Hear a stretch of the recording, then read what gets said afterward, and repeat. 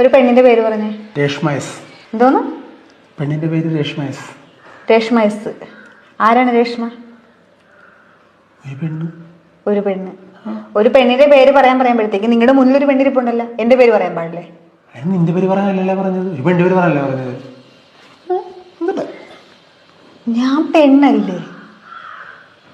ഇടി നീ എന്തൊക്കെ പറഞ്ഞത്? ഒരു പെണ്ണിന്റെ പേര് പറയാനല്ലേ പറഞ്ഞത്, നിന്റെ പേര് പറയാനാണ് പറഞ്ഞത്. വേറൊരു പെണ്ണിന്റെ പേരെന്നല്ല ഉദ്ദേശിച്ചത്. അങ്ങനെയാണ് നിങ്ങളുടെ അമ്മയുടെ പേര് പറയാറുന്നല്ല, അല്ല നിങ്ങളുടെ മോളുടെ പേര് പറയാറുന്നല്ല, പോട്ടെ ഏതെങ്കിലും സഹോദരികളുടെ പേര് പറയാറുന്നല്ല. നമ്മുടെ കുടുംബത്തിൽ പോലും ഇല്ലാത്ത ഒരു പേര്, അതാണ് രേഷ്മ. ആരാണ് രേഷ്മ? രേഷ്മ ആരുമല്ല.